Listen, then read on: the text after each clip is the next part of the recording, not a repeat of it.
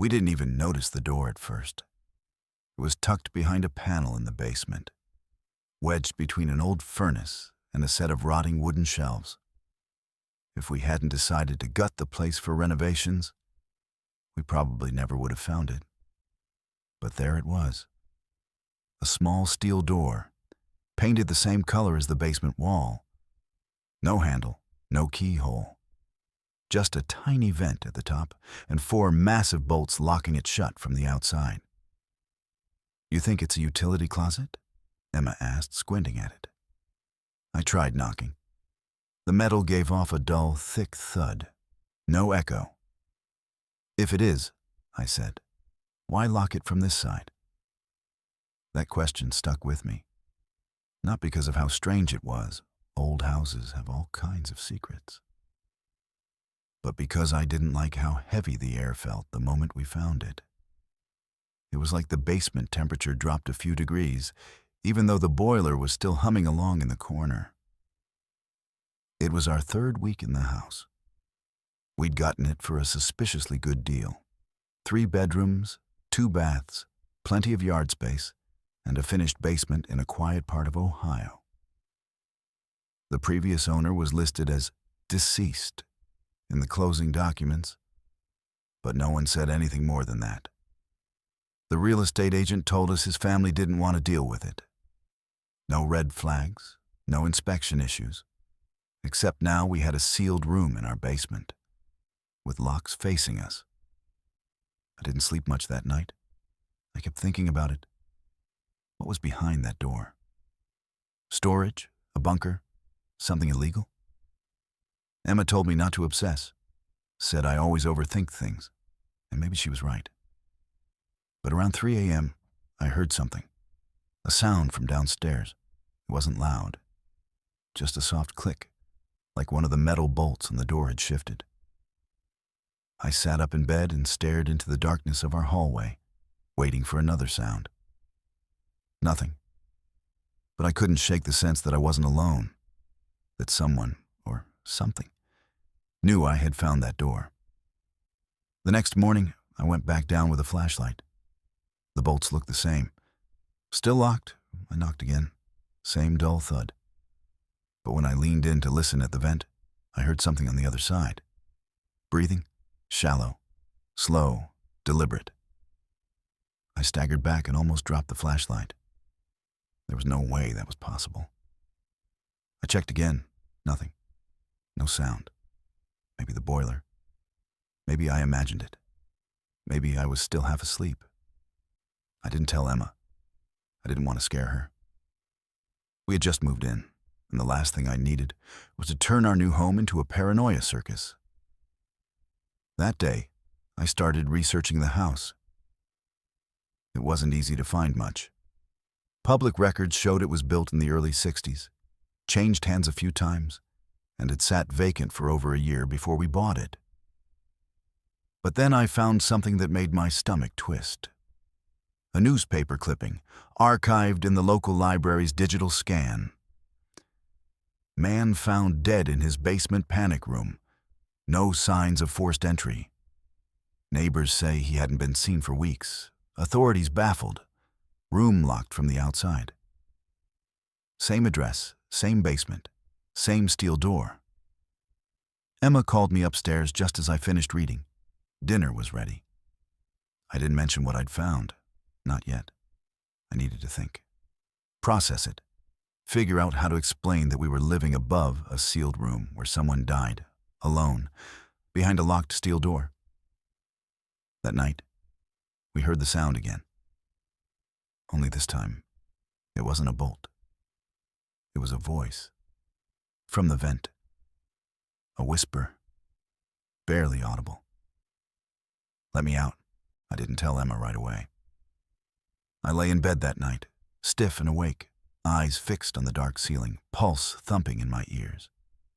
The voice had been too clear to ignore, not imagined, not a dream.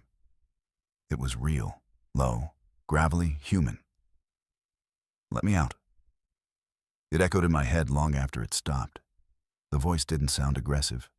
If anything, it was weak, like it came from someone exhausted, someone who hadn't spoken in a long time. The next morning, I didn't go to work. I told Emma I was coming down with something, not a total lie. My stomach was twisted in knots. She gave me a look that said she didn't buy it, but she didn't push. As soon as she left, I went back down. The basement smelled like damp wood and concrete, the usual stale chill in the air. The door looked just like it had the day before. Steel, dull gray, and locked tight from our side. I stood in front of it for a long time, just standing, not ready to speak, not sure what to say, not even sure I wanted an answer. Eventually, I knelt down and whispered toward the vent. "Who are you?" Nothing. I waited, held my breath. Then the breathing came again. Slow and raspy, like whoever was inside had been waiting for me. "Who are you?" I asked again, louder this time. A pause.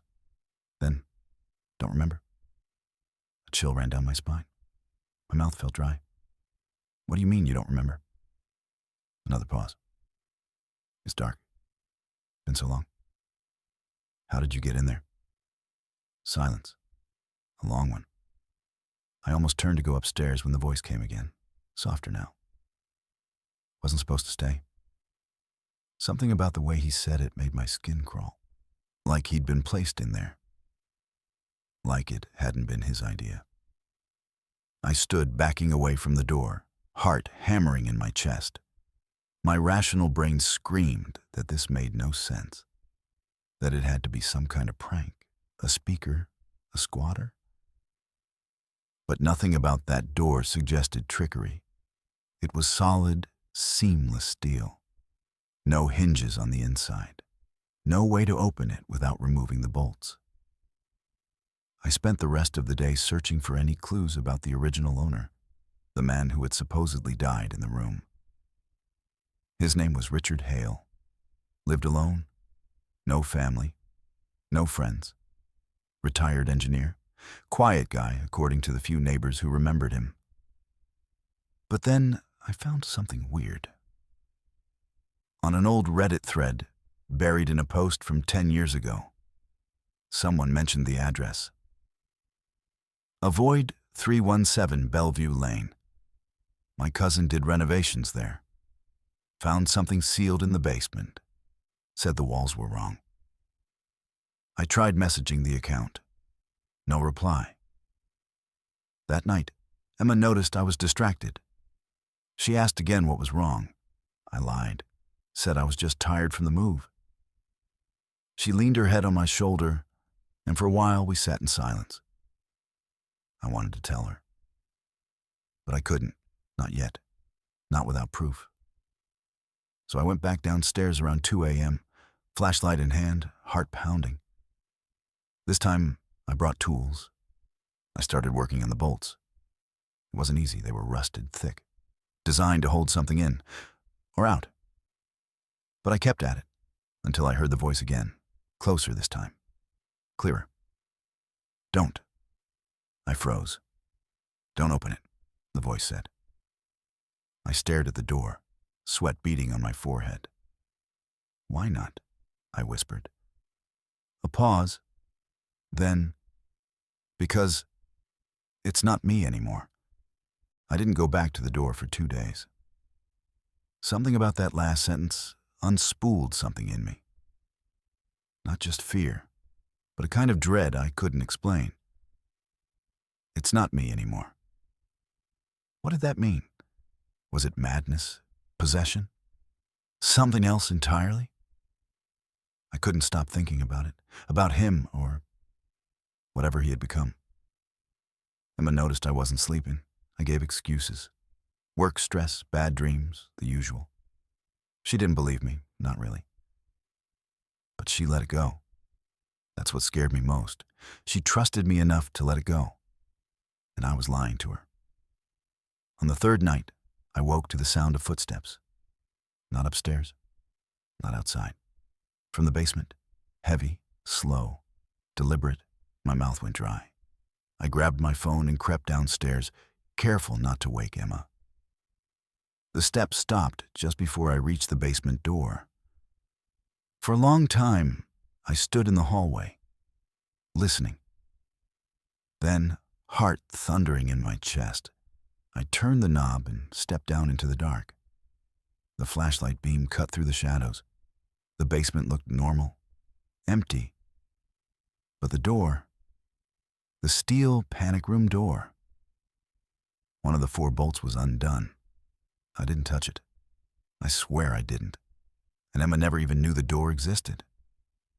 I called out, voice shaking. "Who did that?" The voice came back, quieter now, like it was farther away or maybe fading altogether. It wasn't me. That night, I sat at the kitchen table with Emma and told her everything. Every bolt, every whisper, every word the voice had said. She stared at me a long time, her expression unreadable.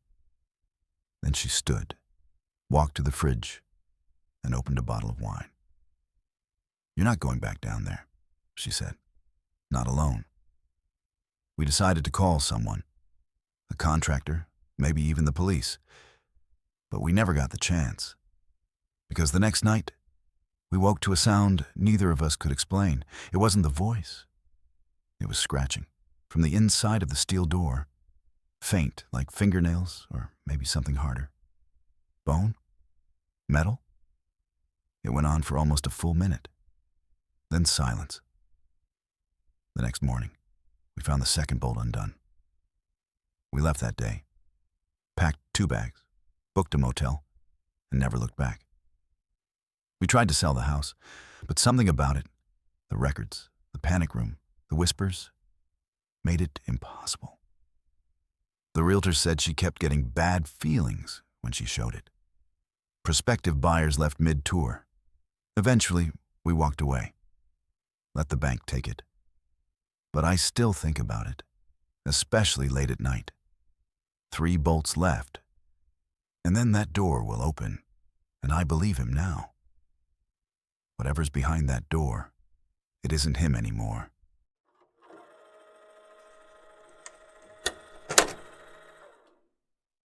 The first time it rang, I thought it was a dream. You know that hazy place between sleep and waking, where reality is soft around the edges? That's where I was when the sound pierced through. Not loud, not urgent, just a single, clear chime. Ding-dong. I sat up in bed, heart pounding, blinking into the dark. The digital clock on my nightstand glowed red. 3:17 a.m. I waited, barely breathing. Nothing followed. No footsteps, no knock, no movement outside the window. Just silence. The kind that feels too quiet, like something's holding its breath. Maybe it was just a car alarm echoing weirdly through the neighborhood. Maybe I'd dreamed the whole thing. I lay back down and tried to convince myself I was being paranoid. The second night, it rang again.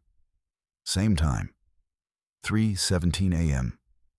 Same sound. Not frantic, not broken, like someone politely announcing themselves in the dead of night. And again, nothing. I turned on the porch light, opened the door, empty street, no car, no movement. Just the wet shimmer of asphalt under the street lamp and the dense silence of suburbia before dawn. I live alone in a small house on the edge of town. One of those cookie-cutter developments built too fast and too cheap. Everyone minds their own business. Nobody rings doorbells at 3 in the morning, especially not twice. By the third night, I was waiting. I sat on the couch in the dark, phone in hand, the soft glow of the clock on the wall ticking toward the minute that had begun to feel cursed. And sure enough, at 3:17 a.m., the bell rang.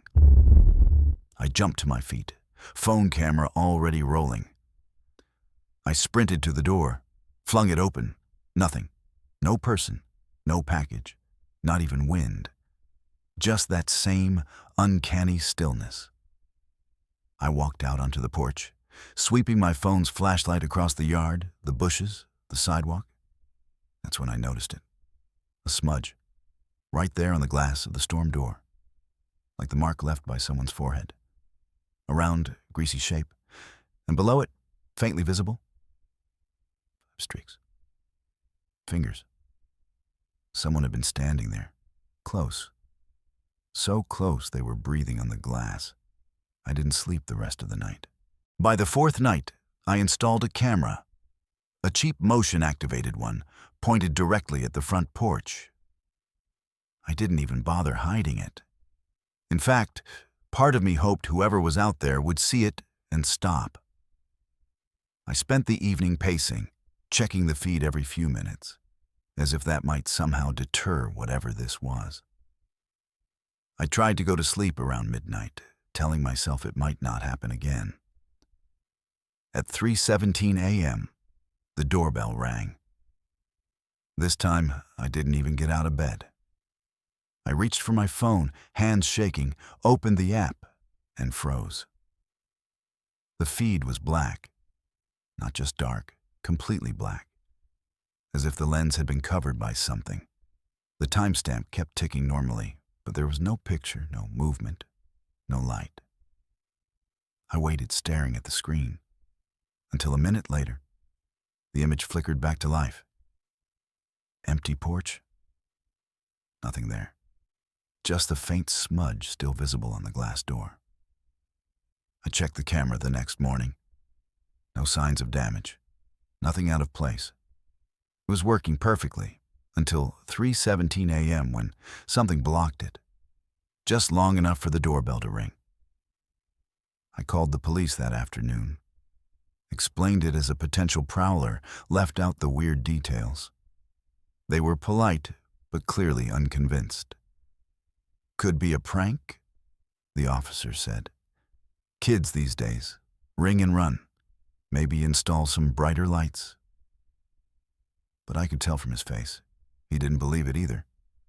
People don't ring doorbells at the exact same time every night and leave no trace. No footsteps, no video, no noise. Night 5, I didn't sleep at all.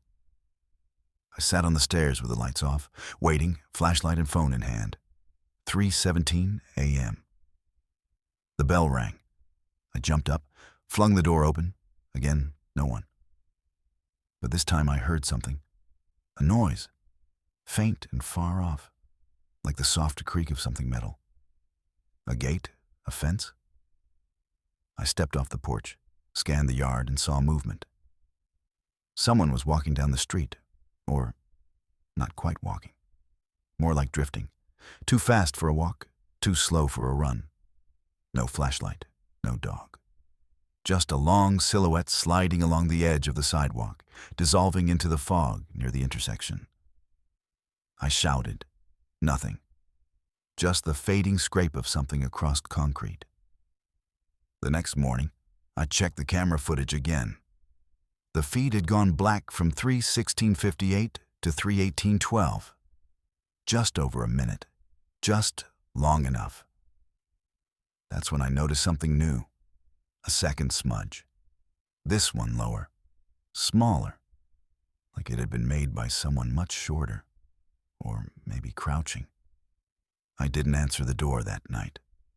Or the next. But the bell kept ringing. The nights blurred together after that. I stopped trying to fight it. I stopped answering the door. I even stopped watching the camera feed, afraid of what I might see. But every night at 3:17 a.m., the bell rang. Always the same tone, always that eerie silence afterward. On the 7th night, I noticed the house felt different. Colder, heavier, like the air itself had weight. I slept with every light on, but the darkness outside didn't seem to care. The smudges on the door multiplied. More fingerprints, higher, lower, smeared in places that made no sense. That night, I dreamed I was standing on my porch at 3:17 a.m. The doorbell rang. I opened the door. No one was there. But the fog was thick, curling into shapes, faces pressed against the mist. Whispers slipped through the air. but I couldn't make out words. I woke up gasping. My phone screen lit up, a notification from the camera app. Motion detected, front porch. I checked the live feed, heart in my throat. The porch was empty. Then, the lens flickered, and suddenly, a face. Pale, blurred at the edges, hollow eyes staring straight at the camera. No mouth, just eyes. Then black. The feed went dead again. I called the police a second time, told them what I saw. This time, they sent 2 officers. They searched the neighborhood, found no one, no signs of trespassing. But they didn't stay long. "If it's a prank, it's damn well creepy," one said, trying to keep his voice light. That night, I knew I couldn't stay. I packed a bag, left a note on the kitchen table. "If you hear the bell, don't answer." As I drove away, I glanced back at my house in the rearview mirror. The porch light flickered once, and then, for the last time, the doorbell rang.